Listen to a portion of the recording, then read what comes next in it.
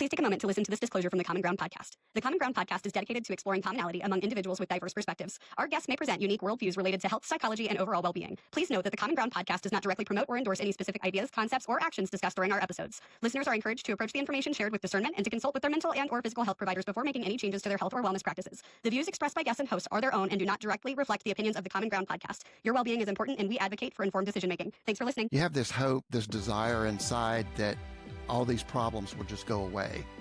And you don't have a correct, a balanced understanding of just normal life, because you don't have a normal life.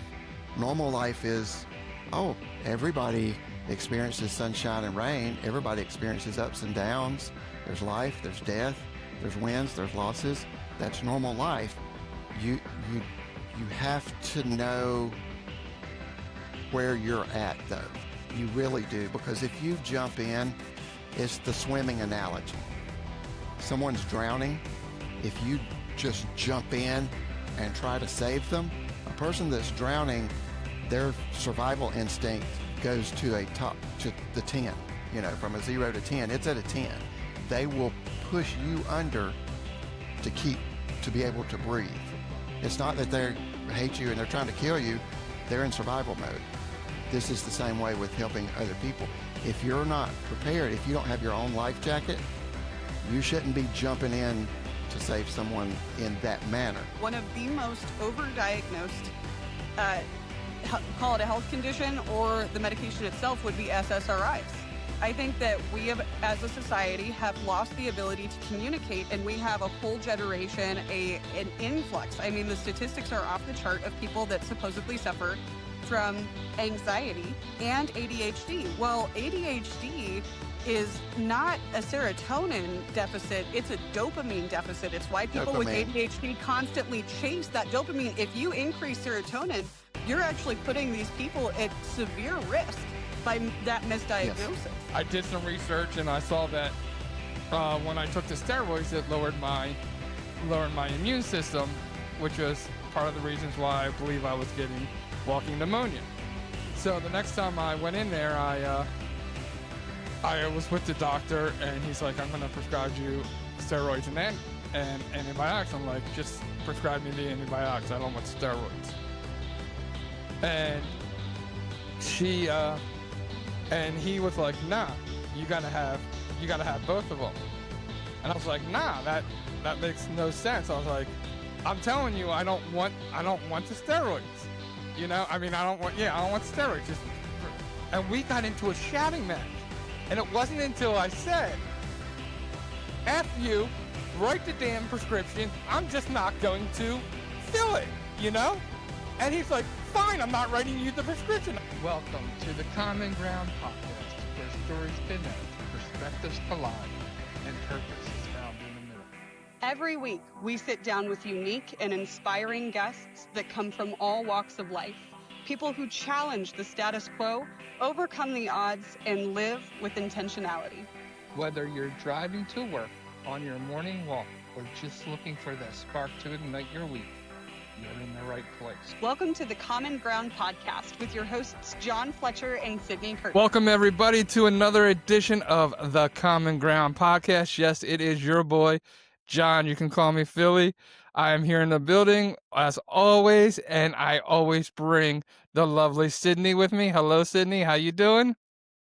I'm doing good, Philly. How are you? I'm doing fantastic. And we have another great episode in store for you. And before we introduce my guests, we're going to go to our normal thing of starting it out in every episode like we do, and that is our starting off with our dad joke. So today I went to the gym, and I went to the gym instructor and I said, "Can you teach me to do the splits?" He said, "How flexible are you?" I said, "Well, I'm not available on Tuesdays."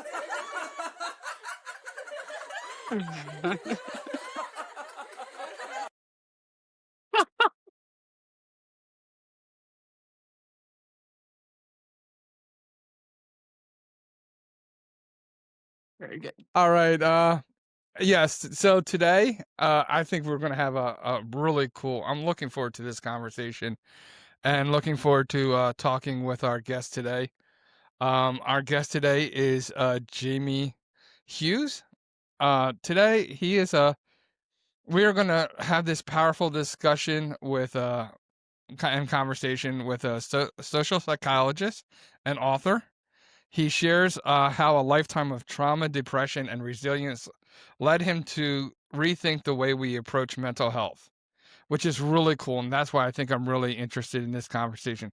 Drawing both from personal experience and professional expertise, Jamie explores the shift of from traditional talk therapy towards a more holistic model of healing, one that integrates body, mind, diet, movement, and environment.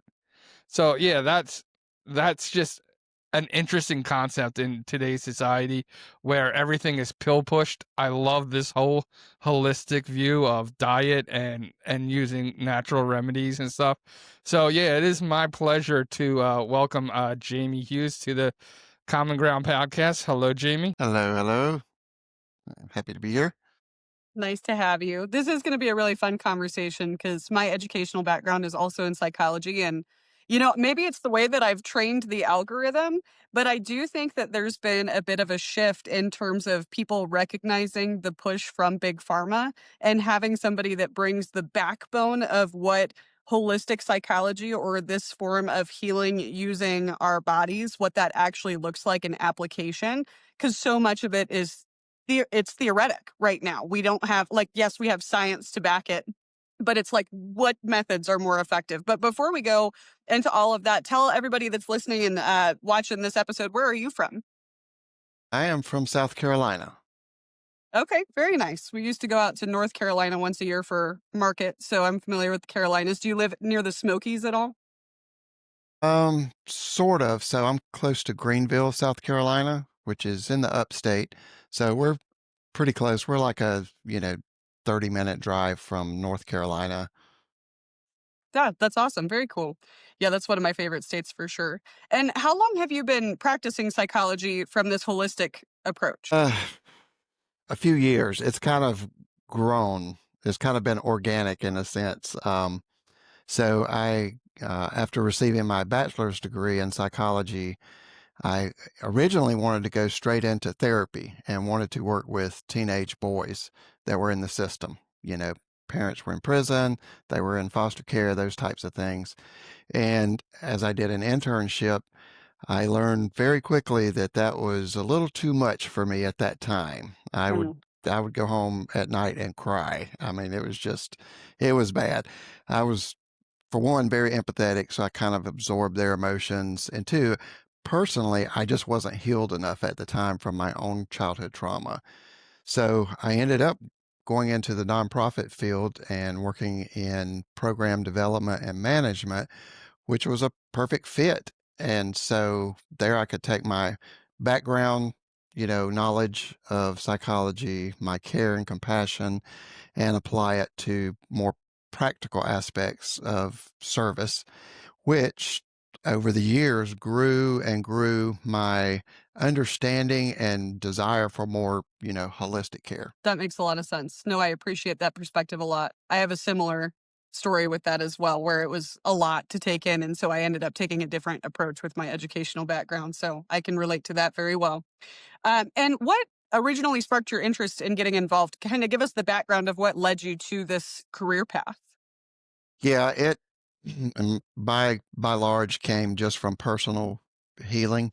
When I was 8 years old, my mother passed away suddenly, and I was left with me and my grandparents. I didn't know my dad, had never seen him, never spoken to him. And so when my grandparents tried to get custody of me, the family court said, well, if the boy's father is still alive, that would be in his best interest to go live with him. And so they sent me to live with my dad. So I'd never seen him or met him. So I was thrust into a whole new household, a whole new family, a whole new town, school, everything at 8 years of age, having just lost my mother. From there, it was a very uh, psychological and emotional abusive upbringing. I wasn't allowed to grieve the death of my mother. I was chastised if I started to cry. And this was just again, at 8, 9 years of age, and ended up with major depressive symptoms for years and years and years with no treatment. It wasn't until I turned 18, actually the week before my 18th birthday, when I tried to commit suicide. That was the very first time I'd spoken with any professional, therapist, doctor, anybody about mental health concerns. And even after that, I wasn't really ready or mature enough to dive in and intentionally work on healing and growth. It still took a few more years, but in my early to mid 20s, once I kind of reached a point to do that, that's when I started therapy. That's when I started medication. And that's when I started going to school for psychology, because I really wanted to know more. I wanted to understand more and see why I was the way I was, especially after learning that it wasn't just me. It wasn't just because I was weak. It wasn't just because I was the oddball and the outcast, that this was actually a medical condition and trauma related. So that's really how it all got started. Hmm. Yeah, that's a lot to go through as a young kid. You said as you went through like college and you graduated with your degree, that you went in a different way because you knew that you weren't in a certain place in your healing journey. And so I know like in our in my faith and in just in life in general, people are broken all the time. And we live in a society where we're brokenness. What do you feel, or what do you say about broken people helping other broken people? Like, is there a place where that's good? Like for you, you decided that wasn't where you need to be. You needed to do more healing on yourself. But like I know in the Bible, God takes the broken and he uses broken people. So there's this I want to say conflict within us. Like, do we have to wait till everything's perfect to help others, or can we help in our brokenness? Is there a beauty to helping in your brokenness so that people can see the real life journey that you're also going on? And how did that pertain to you and your struggles on not wanting to be in that field at that time and decided to step back and do your own healing? Yeah, absolutely. There is kind of that conflict to where can someone that's broken help someone else that's broken, or do you have to wait? And for one, there is no perfection. You will never be perfect physically, mentally. It doesn't matter. And this is one of the things that is difficult when you're dealing with a mental illness to kind of grasp, because you have this hope, this desire inside that all these problems will just go away, and you don't have a balanced understanding of just normal life, because you don't have a normal life. Normal life is, oh, everybody experiences sunshine and rain. Everybody experiences ups and downs. There's life, there's death, there's wins, there's losses. That's normal life. But with a mental illness, you're way below that. So it's hard to even comprehend that. So even a normal low point, it seems 10 times more difficult. When it comes to being broken and wanting to help other people, I would, I don't know that there's any studies, but I think I would bet the farm that anybody in a helping profession, they're there because they care, because they know what it feels like. They know something somewhere. It might not be identical. I can work with, a drug addict. I've never been a drug addict, but I know what it feels like to be hopeless. I know what it feels like to feel such weight and pressure that I don't know if I can ever get rid of this problem. I don't think anybody cares about me. I don't think people really want to see me get better or succeed. So I understand the concepts, even if it's not the specifics. You have to know where you're at, though. You really do, because if you jump in, it's the swimming analogy. Someone's drowning. If you just jump in and try to save them, a person that's drowning, their survival instinct goes to the 10, from a 0 to 10. It's at a 10. They will push you under to be able to breathe. It's not that they hate you and they're trying to kill you. They're in survival mode. This is the same way with helping other people. If you're not prepared, if you don't have your own life jacket, you shouldn't be jumping in to save someone in that manner. Now, can you stick a rod out into the water for them to grab a hold of? Can you throw a rope out into the water for them to grab a hold of and you pull? Absolutely. So just like my example, the role that I thought that I was going into was not the right role. So I transitioned. And, and of course, this just came from learning. It wasn't like I just sat down and was like, yep, let me do this because of that. It just kind of happened that way. But it's a good example for us that even if you've been through something, some trauma, childhood abuse, sexual assault, domestic violence, mental illness, addiction, you can help others, but check yourself first, make sure that you're not drowning, and check the way that you can help, because there's thousands of different ways to help. You might be good with money and numbers. You can be an accountant for a nonprofit organization that feeds the homeless.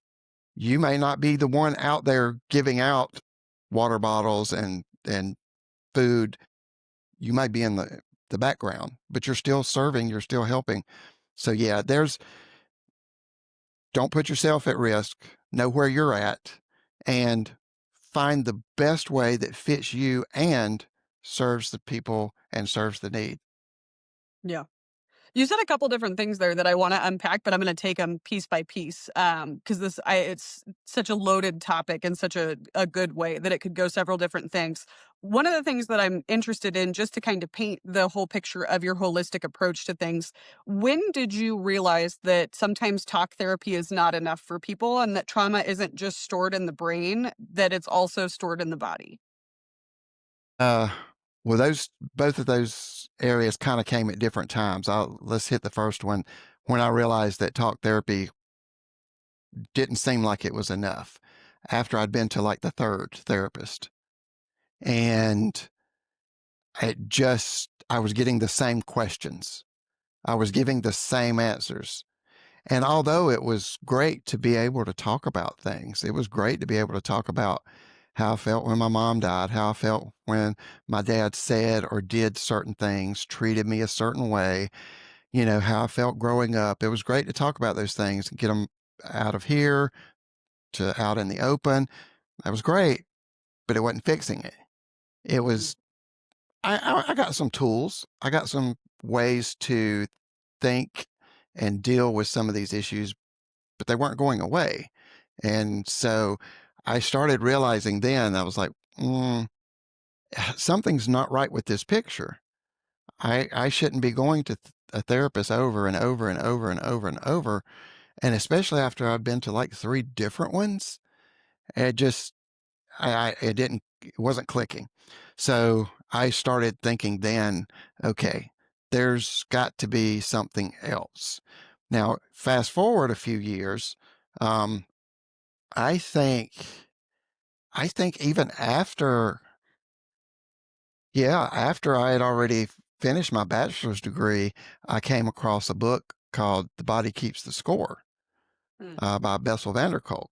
And of course, now it's a, foundational book for psychology now, but it's very much true. And in some ways, the very beginnings of what we understand now in terms of how the body stores trauma. It's not just a memory.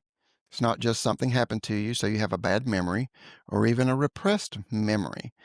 It's your actual nervous system, which affects the rest of your body, all the other systems.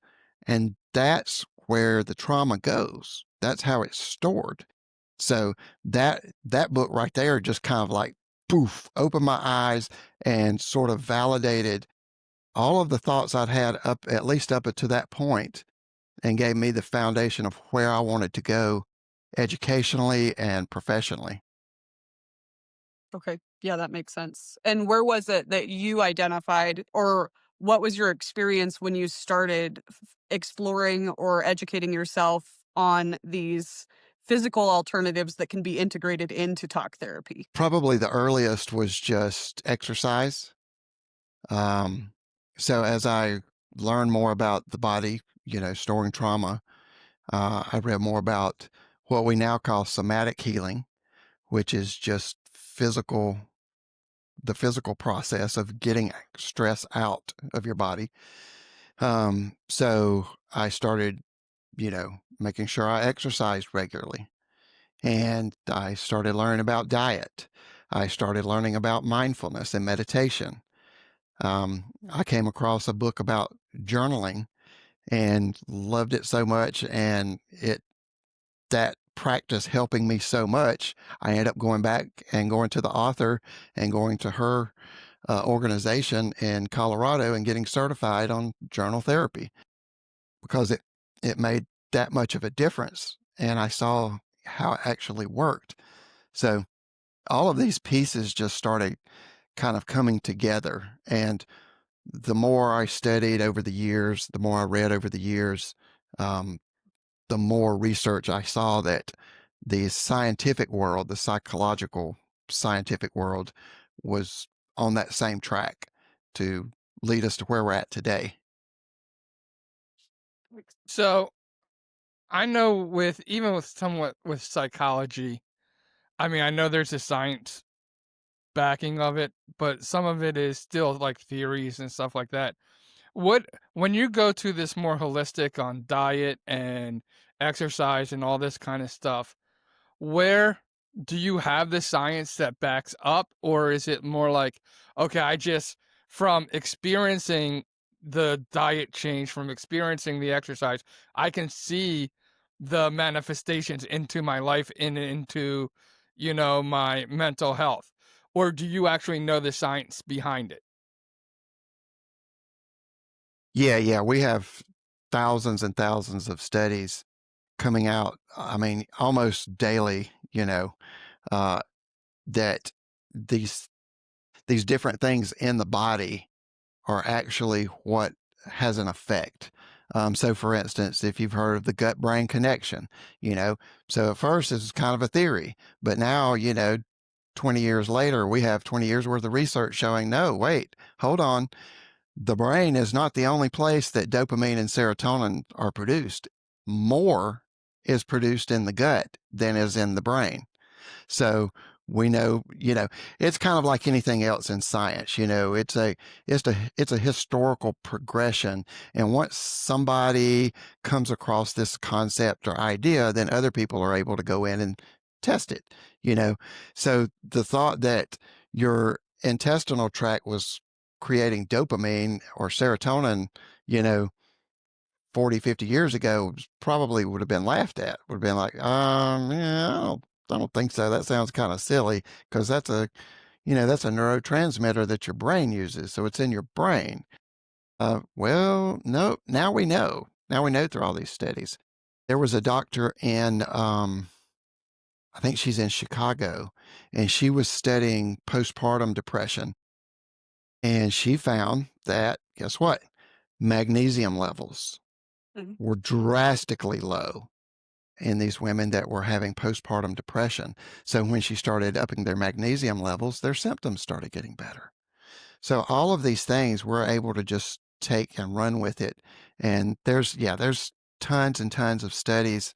Um, and again, they keep coming out and reaffirming the stuff about the nervous system and the microbiome, the gut microbiome, all these aspects of more of a physical connection to your feelings, to your mental health, even to cognitive processes, the way you process information. Yeah. And what do you think is some of the biggest misconceptions or, that people get wrong about what holistic, you know, approaching or holistic health is all about? Yeah, I would say one of the biggest misconceptions that we still have, one is that it's based on like a Far Eastern religion, like just meditation, you know, Buddhist meditation and mindfulness stuff, and that's not the case at all. That's part of it. I mean, that's a holistic method. Mindfulness is actually just very simple. Mindfulness is just learning to be aware of your body and its reaction to feelings in the moment, without judging them. That's all mindfulness is. There's a few different ways to get there. I would say the other misconception that we still have and that I hear is that holistic care equals alternative care. And alternative care is, as we probably know, uh, is the pharmaceutical industry's term for anything that's not something that they make money off of. When we talk Mhm. about natural methods of care, physical care and mental care, it's alternative if it's not in a prescription bottle. And holistic care doesn't necessarily mean that. There's different opinions and different studies actually on some of the things like, mushrooms like psilocybin, um, MDA, some of those things in terms of microdosing. And those studies are still very young, I would say. They've been doing them for a long time. They're just not mass produced, in other words, studying large numbers of people. So they're still about 50-50. Um, you have some supporters, some detractors. But I would say that's probably the two biggest misconceptions in terms of what holistic care really is. And from your perspective too, I agree with those being some of the biggest misconceptions about holistic. I think that it comes across the people that are unfamiliar with the actual concepts that are integrated into holistic healing in general. They look at it through this lens of very hippie, and they almost downplay its effectiveness comparatively to the pharmaceutical industry or the clinical psychology world based on that. From your perspective, being that you've done both of these things, do they operate completely independently or do they complement each other when used correctly? Complement. So holistic just means whole, looking at the unit as a whole. So just think of a puzzle. When you see the picture on the box that you're going to make, you see the whole picture. But then you open the box, you got all these pieces, and you're like, what the heck? How these pieces fit together? Where does this one go? Where does that one go? Do I do the borders first? Do I do the solid colors first? So this is the same thing with healthcare, physical and mental. For one, it's all the same. Physical care is mental care. It's not separate. Um, so when you talk about holistic care, medication is a piece of that puzzle, but it's not the whole puzzle, not by any means. And this is where we're coming out of historically in psychological care is medicine and talk therapy being the only two pieces of the puzzle, and it's not.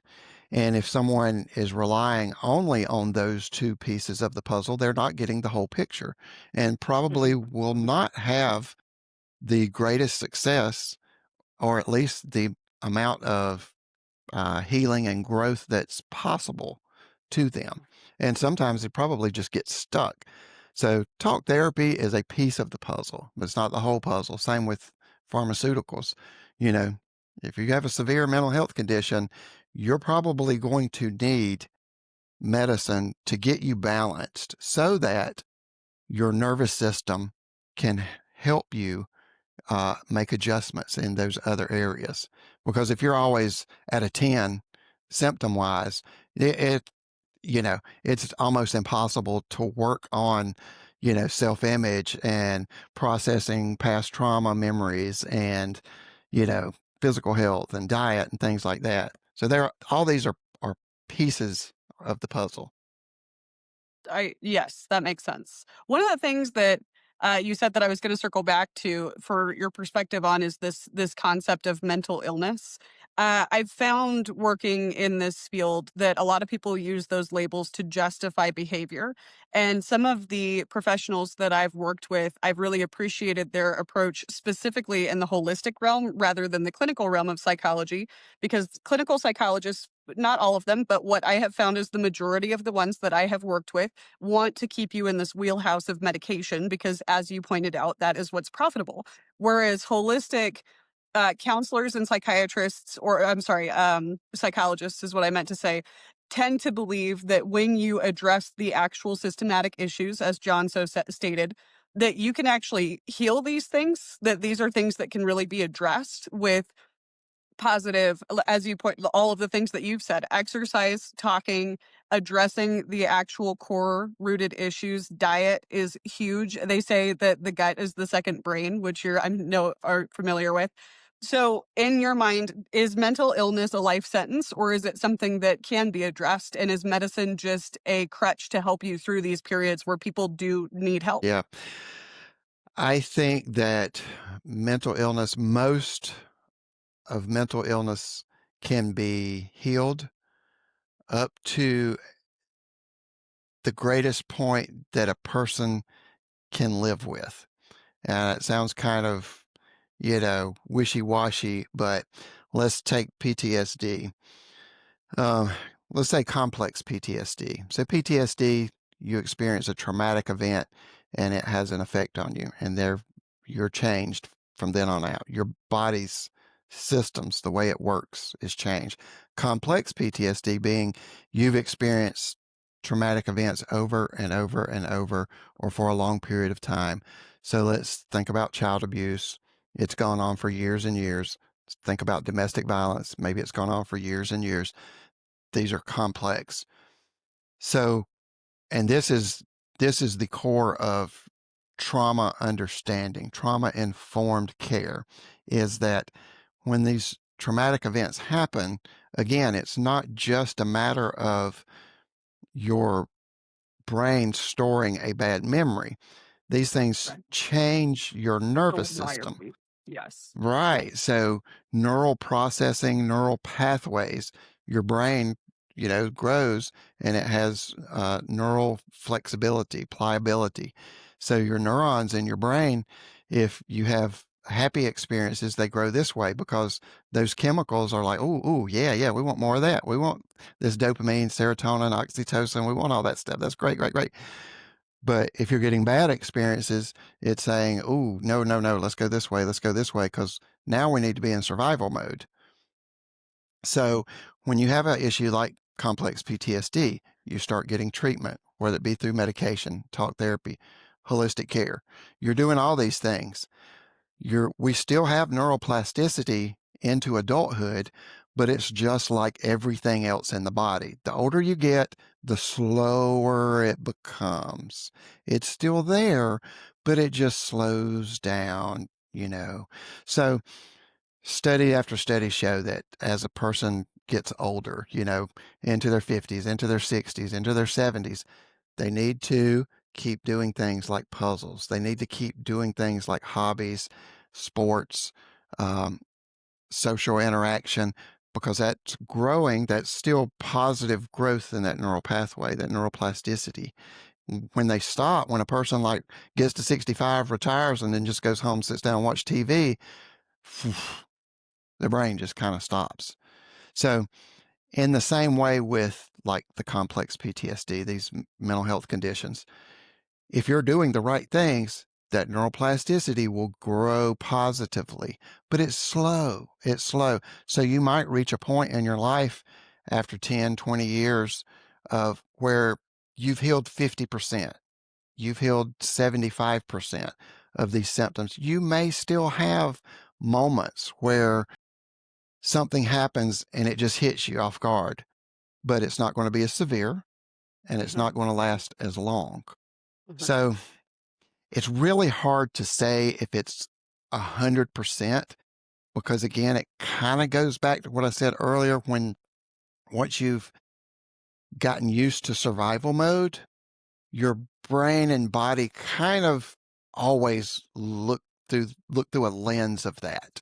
And Mhm. so you may always have a little bit of a different reaction than someone else, but that's okay. I myself, I've been healing and growing for decades now, and I still have things that affect me emotionally that wouldn't affect someone else the same way. But man, I'll take the 75, 85% healing and change over what I used to have. I'll take that every day.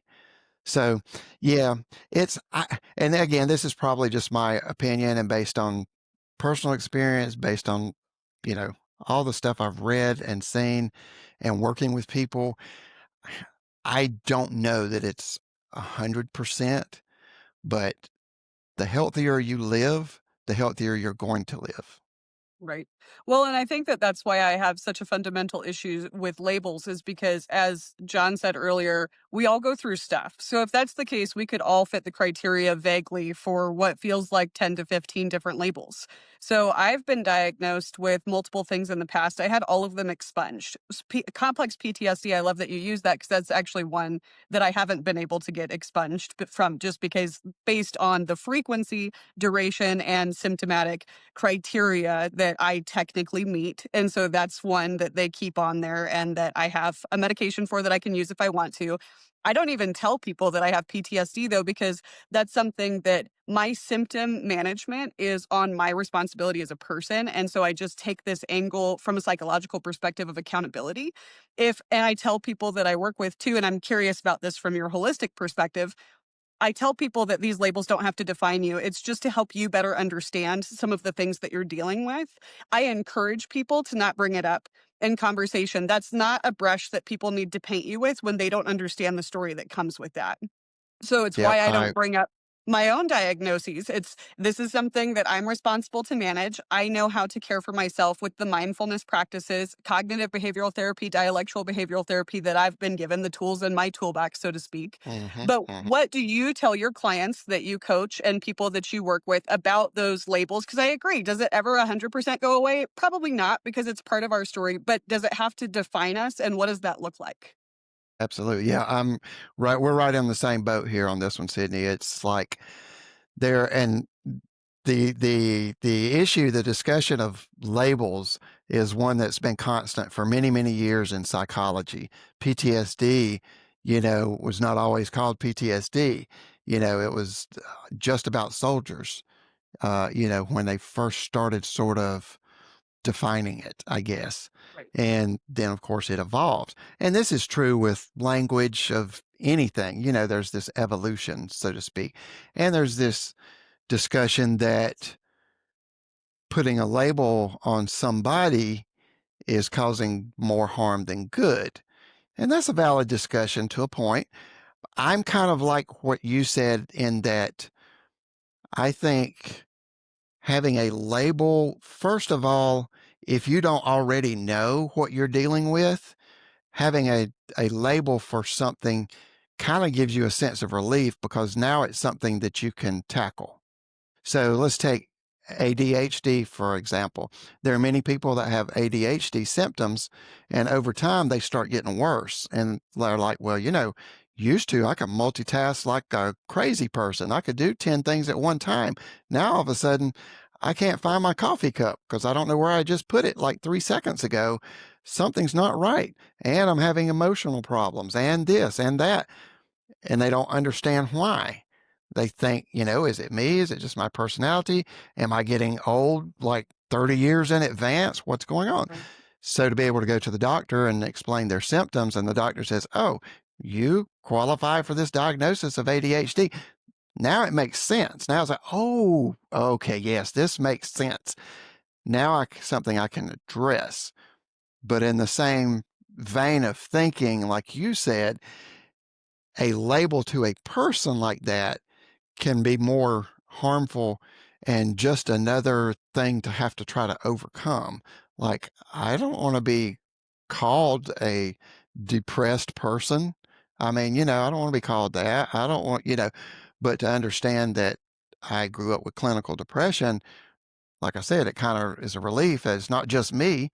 It's not just my weakness. I'm not just a failure at life.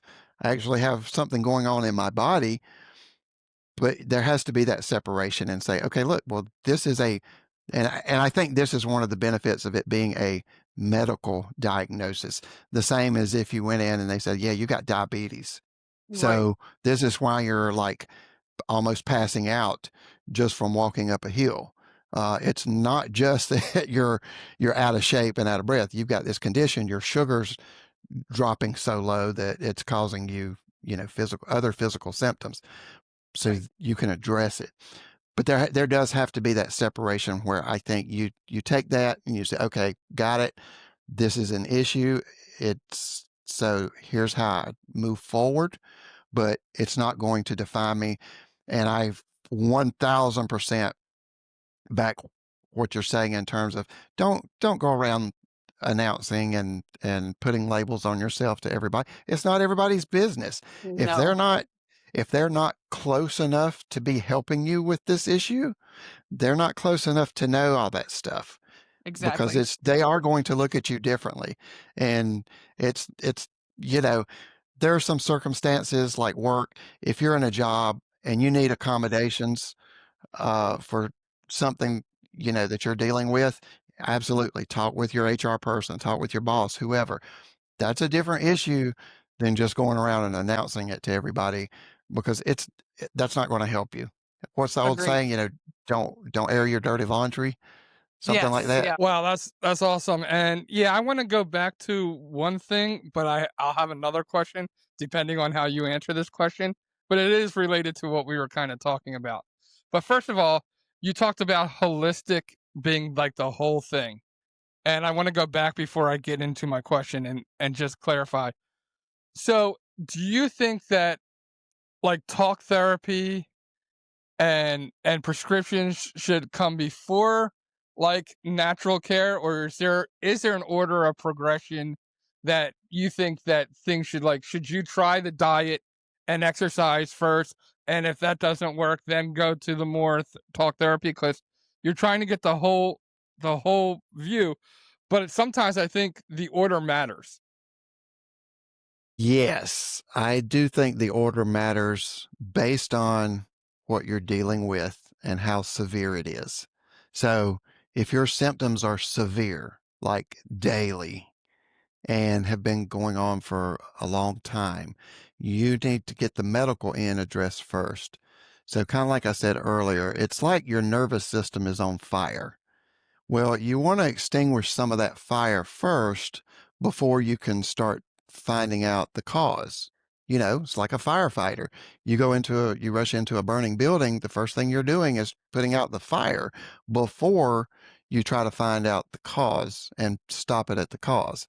So yeah, if your symptoms are severe, if you have suicidal ideation, self-harm, if you're going through anxiety to the point to where you can't even function daily. You've got depression that's just lingering over you for weeks and months at a time, and it's just messing up. You're like, yes, definitely go have the medical end handled first because that will bring your nervous system, bring your body into a little bit more of a balance. So then you're able to address those other issues or able to utilize those other tools. Like Sydney said, the tools in your toolbox. You get some other tools to use and then start implementing them.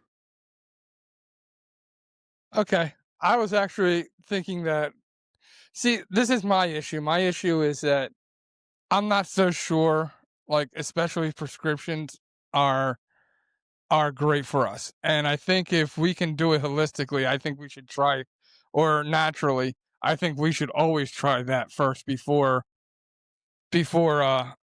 trying to just feed ourselves with prescriptions. And I say that because I wanted to bring up one kind of issue that we haven't discussed, and I'm sorry I'm kind of throwing this at you, but I was just thinking about this as as this whole conversation has happened. Um, like with the whole like especially with children and identity, and we first want to go to I think, and this is why I was asking that question first, I think we go naturally to, well, you need to either be on a prescription or you need to have um identity transforming care, you know? And I'm like, hold on, have we even tried holistically to deal with the issues that, naturally that maybe the kid is dealing with? We want to go and change body parts. We want to go and change the body. We want to go and just put them on medication before even attempting to find out what's going on and what's the root cause.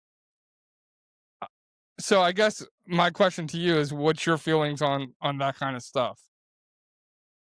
Well, if a person is experiencing a mental illness and the symptoms are very clear, then when you go to a doctor to talk about that, those symptoms should be very well laid out and documented. It's not just, hey, we want to make this change in behavior. That's not it. It's why, why is why is this behavior going on? And with children, I think it requires a lot more care because they're still developing. And in a sense that we do tend to look at behavior a little more cautiously, or we should look at it a little bit more cautiously before prescribing a medication. In other words, what's going on to influence this behavior? Um, and so it does require a little bit more, I guess. In a sense, it doesn't. In a sense, it requires the same amount of time. It's just as an adult, we have a little bit more ability to track it ourselves. In other words, I can tell you how I have felt for the past year or 2 years. A child cannot probably tell you how they felt for the past year to 2 years. They don't have the same benchmark. They don't have the same understanding. They're still developing. Our brains don't even develop fully until the early to mid 20s. Uh, we don't even have full function of consequences until 21 to 24 years of age, and that's the average. So, as I'm saying that, the medicine should come first. Again, that's based on severity. So I'm not saying all things should be addressed with medicine and taking a pill right off the bat. That's definitely against the holistic approach. I'm saying, if we're talking about severity, get that handled first and then work on the other stuff. Now, if you're just having milder symptoms, then absolutely work on those. Work on what you can do. And the holistic approach is definitely work on everything at once. So it is kind of tricky to say what you should do first. But again, it's just based on severity. And that brings me to like kind of another point that I want to really just touch base on. And yeah, I think you are right. This severity does determine which way you should go. But I'm going to say something against both sides. Like, and the one thing I'm going to say is that, especially with prescriptions versus like natural, um, herbs and vitamins and stuff like that. Um, Prescriptions, I believe, like when we're taking prescriptions, which people I think have forgotten, it is like an alien substance going into our body, and it's going to, like, our body is designed to fight against it right away. And that's why there are so many more things that I believe happen when we take prescriptions, because it's not natural for our body to be digesting those chemicals and everything else. And I think prescriptions should be on a only as necessary um basis. And that's how I try to treat them in my life. It's like, I don't take anything unless it's absolutely necessary, because the harm you can do to, like, you may fix one part of your body, but you're harming another part of your body, because the prescriptions are not natural. They're not made to be digested by the human body, but they do help. And but on the other side, with these natural supplements and herbs, they're not they're not regulated. There's been things like, I think, metals being in, these kind of stuff. So either way, you're kind of putting your body at risk. Is there one way that's better than the other way? Because there is a risk on both sides. Right. And there's another risk, and that's just doing nothing. Because you think about it, everything we eat, uh, you go buy a steak at the store right now, come bring it home, throw it on the grill and cook it. What did that cow eat? How many pesticides did they ingest? How many vaccines did they get? I don't know. If you buy a box of cereal, what's that cereal really made out of? Are there any plastics in it? I don't know. So, and then when you're talking about disease in the body, well, if the body is made to function a certain way, then let's say if we start at perfect, 100% functionality, but there's a disease in the body, well, that's not natural. There's something wrong there that needs to be fixed. How do you fix it? Well, unfortunately, we kind of have to buckle down a little bit on common sense, and the points that you're making are that highlight a little bit more common sense. Let's say we're talking about a natural organism, our body. Of course, natural remedies, natural substances are going to work with it better. But we don't necessarily live in a world where we know the right amounts of those things. We don't know which ones are, like you said, is if I go buy a bottle of saffron, which is highly pronounced in terms of its effectiveness for boosting serotonin, and regulating the nervous system. I don't know what's in that. I'm just reading the bottle. It says saffron. I don't know how much to take. So one of my favorite sayings is become a student of yourself. Do your own research. When you go to the doctor and talk about your symptoms and he says, I want to put you on this medication. Okay. What exactly does that medicine do? How long has it been around? What are the side effects? And is there a process for weaning off this if and when I start improving in symptoms? So we're too reliant upon what people tell us. And and this is just from me, been there, done that. When I went to the doctor and they said, here, take this medicine, I took the medicine. And it took years of studying and reading before I was like, wait a minute. Maybe I want to question this. Is this the right medicine? Is it doing what I want it to do? What if I stop taking it? Okay, well, all of these things I'm reading on my own, because the doctor never once told me, hey, look, you can take this medicine and maybe in like the next 4 or 5 years, you can start coming off of it or taking lesser amounts. But you need to change your diet.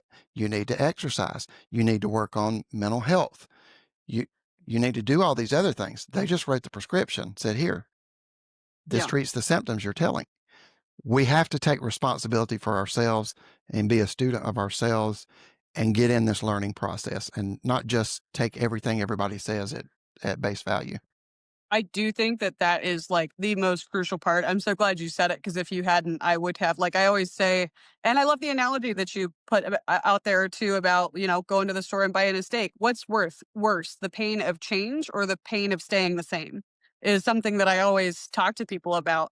And medication is not meant to be a silver bullet. I do think that that's where becoming a student of yourself really factors in here because some people just treat medication as though it is the end all be all and that it will fix all of these things. But it really is the crutch. That's why I use that analogy. It's to help you work through these things with less weight on your shoulders. It's to help you Yes, carry the load of exactly. that so that you can position yourself in a way to address these issues.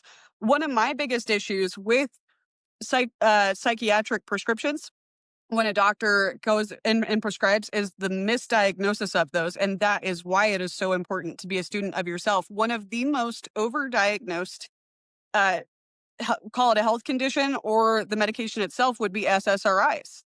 I think that we have, as a society, have lost the ability to communicate, and we have a whole generation, an influx. I mean, the statistics are off the chart of people that supposedly suffer from anxiety and ADHD. Well, ADHD is not a serotonin deficit, it's a dopamine deficit. It's why people with Dopamine. ADHD constantly chase that dopamine. If you increase serotonin, you're actually putting these people at severe risk by that Yes, misdiagnosis. absolutely. Absolutely. Yep. And it's this guy we're opening up Pandora's box here Oh, it's so on true. the number one answer to this problem. The number one answer to this problem is money. Hmm. You go back in Yeah. history, read your own history. I'm not shoveling conspiracy theories. Go back, read about the Rockefellers instituting the pharmaceutical industry, uh, paying off congressmen to pass laws to say, oh, marijuana, that should be a drug and that should be an alternative medicine and blah, blah, blah. And, and I'm not promoting, smoking pot to solve all your problems. I'm just saying everything that's natural, we have now labeled as alternative. And that Hmm. goes back to the pharmaceutical industry because of money. And here's a really good example that I found out in my life. I was going to a doctor. I had a primary care physician. Loved the guy. Great guy. I'd been going to him for a few years. I had severe allergies in the springtime. Like there would be times where if I went out and s- sat on the porch while my neighbor cut the grass, the next 2 or 3 days I had a sinus infection because I would be, it was bad. So every year, springtime comes, I go back to my doctor and say, hey, it's that time of year. What are we going to do? Et cetera, et cetera. And he would give me some medicine to take. We tried over the counter stuff. We tried all this other stuff. One year, I went to him and I said, hey, I'm starting to have sneezing and stopped up nose, and I can just smell it. I can smell the pollen in the air. He said, okay, well, I'm going to give you this prescription of XYZ. And I kind of looked at him and I was like, did you check my records? And he goes, no. I said, we tried that last year. You gave me this same prescription last year, and I tried it for like a month and it didn't do anything. I was still taking two other over the counter drugs. He goes, okay. I, yeah, this is just what they told us to push this month. And I was like, you, Hmm. Yeah. the man that I loved and trusted. Here we are, bought and paid by the pharmaceutical industry. And Hmm. I quit going to him after that because I realized that even though he was a great guy, I loved him. I loved our conversations. He was under the same principles, operating under the same principles as everybody else. A pharmaceutical rep comes in and says, "Here's the drug we want you to push this season," because that was their new moneymaker. And that's the same thing that we're dealing with, even in psychotropic medication. That's why I said to you have to take control. You have to have some autonomy in controlling your own life. It's not that you can't go get help that you need. You can, and you should go ask for the help you need, but ask the questions that you need to know. How long does this last? What does it do? What are the side effects? How can I get off of it? Start there and look for your exit door in terms of all the other things. And again, an easy way to think about it is the diabetes. If you have diabetes, you may need that medication immediately to keep you out of a serious heart condition. But guess what? If you take that and then start changing your diet and your exercise, Hmm. usually within 6 months, you can decrease that medication or you can get off of it or try something different. So, yeah, it's we can't be deceived and think that, someone making billions and billions of dollars. What's the saying? There's no money in in health. There's only money in Yeah. sickness. So you have to come That's at it from that approach and care Yeah. for yourself. Yeah, it's time for our key takeaways. Key takeaways. And for me, I have a similar kind of story, and that kind of brings me to my key takeaway is it's up to you to really pay attention to your body and know what's going on with your body. Don't just trust uh in a doctor or psychologist and not ask questions and not be afraid to stand up for what you actually feel. Because my story was I have a mild case of asthma, but every once in a while I end up in the emergency room. And I noticed the last couple of emergency rooms up to this one story point, uh, every time I got went in there, they'd give me steroids and antibiotics. And every time I would end up a week later back in the hospital with walking pneumonia. And so I finally was like, yeah, this is a pattern I'm seeing in my life. I did some research and I saw that when I took the steroids, it lowered my immune system, which was part of the reasons why I believe I was getting walking pneumonia. So the next time I went in there, I was with the doctor and he's like, I'm going to prescribe you steroids and antibiotics. I'm like, just prescribe me the antibiotics. I don't want steroids.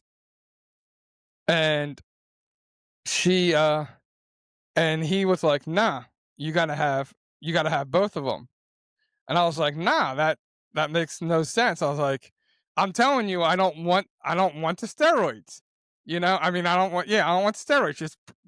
And we got into a shouting match. And it wasn't until I said, F you, write the damn prescription. I'm just not going to fill it, you know? And he's like, fine, I'm not writing you the prescription. I'm like, thank you. Why did we have to go through all that? You know, I took the antibiotics and I didn't end up back in the hospital with walking pneumonia. That time, it's important. The following time, same thing. But this time when I told the doctor, he goes, listen, we have a new form of steroids. It's a shot. You give it once, you don't have to take the walk down. He goes, why don't we try that? And he talked me through it. And I accepted it and didn't walk back in with walking pneumonia. But stand up for yourself. You know your body. Like, that's why, like, every diet doesn't work for everybody, because everybody's body is different and reacts differently to certain diets. You got to know, you got to pay attention to what's going on for your, like, the holistic part. You play a part in that. You play a part in that. You play a part in knowing how your body reacts to certain things, and it's your responsibility to tell the doctor or tell the whoever you're dealing with what you're feeling and what's going on, because they can't help you unless you're telling them the full story. But B, you need to keep them in check, because it's ultimately your body. You know it? They're not responsible in the end for your body. You're responsible for your body. And we take that responsibility off and we say, I don't have the education. I don't have the knowledge. I'm going to give my body. Dude, are you going to give your bank account to somebody else? I don't think so, right? Why are you going to give your body, which is more precious, to somebody else and say, you take care of it, not me? Yeah. That's my key takeaway. I like it. I like it. I like it. You know, mine is very much along the same lines. I think that it's really that clinical psychology and holistic science, psychology are not enemies. They exist together. Like, holistic isn't anti-medicine. It's just pro-human, looking at the person, as you said, from a whole standpoint. And I'm in support of both of them, so long as they don't go in opposition of God's will. That's where I stand on psychology, is like, if the Bible doesn't say it, it's not real. But if it's something that supports the person in their place for where they're at in life. I mean, I've had to take it before, didn't have to, chose to take it in the past in order to help me through a stage of life that I needed that crutch to get through. And I think that being a student of yourself is really crucial, because I didn't even know how to advocate for myself until there was no other option but to learn how to advocate for myself. Once I figured that component out, it was a game changer in being able to correctly identify what was really going on internally with me and what I needed at different stages of my life to support getting through those in an efficient manner. So, but this topic is something that John knows, could talk about for forever. Psychology is just right up my alley. I love talking about it and all of the different models or the lack of validity in any of them for that matter, and how it ties into what we look at in socioeconomic factors and all of it. So it's been really fun. And Jamie, what would you want people to know if their radio went down the whole car ride and they just pulled up to work, came back on? What would you want them to take away from this episode? Just that same statement, be a student of yourself.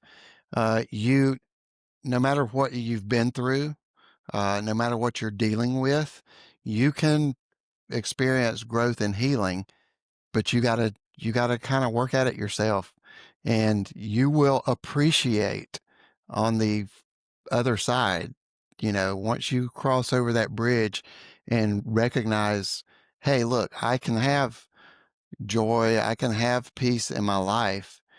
Um, After you do the work, you just have to do it for yourself, and but you will learn to love who you are as you are after you do that. So just become a student of yourself, and like we've said, just don't leave it up to someone else, especially someone that doesn't even really know you.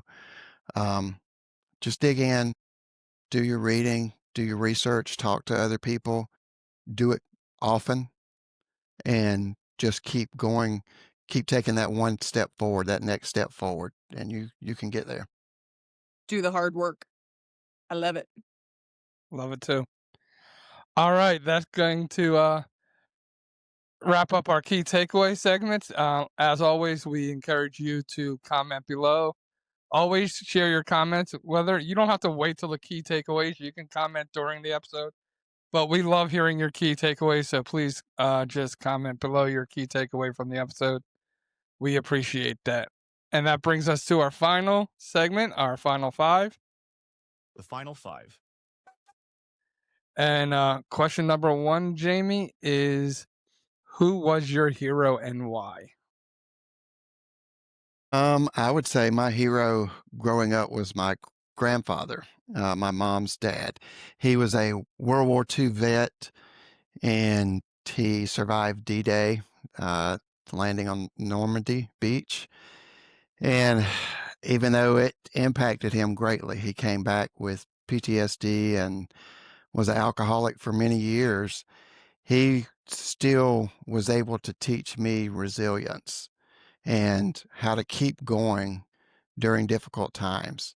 And he taught me how to learn from nature and learn about the seasons. The winter being bad, spring being good, coming right after that, how plants grow, what it takes to take care of them.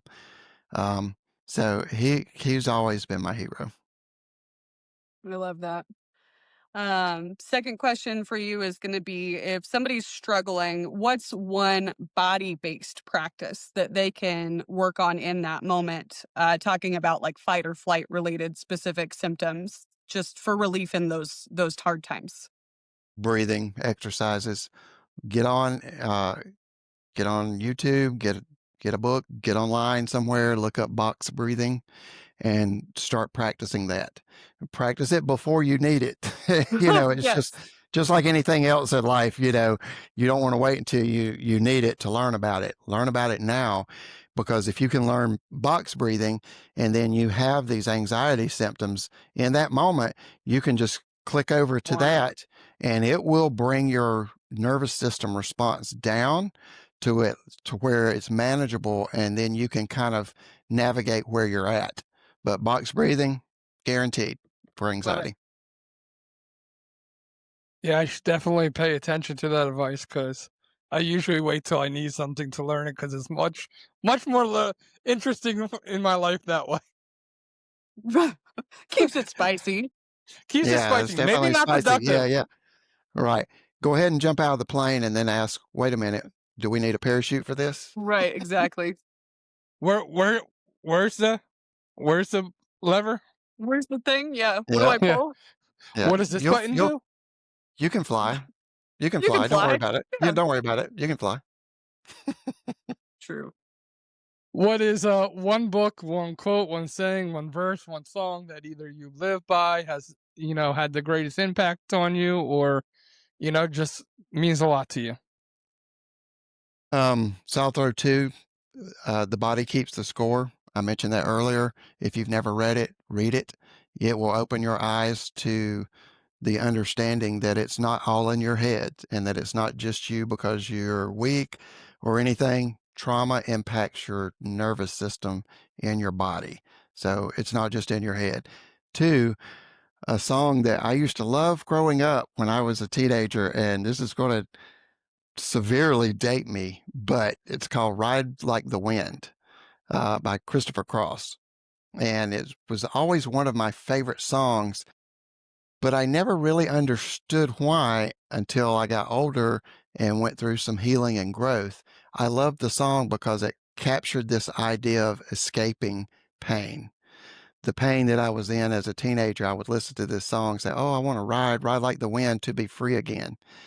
And it just kind of, you know, planted that seed in my spirit that there was healing and there was growth on the other side of this.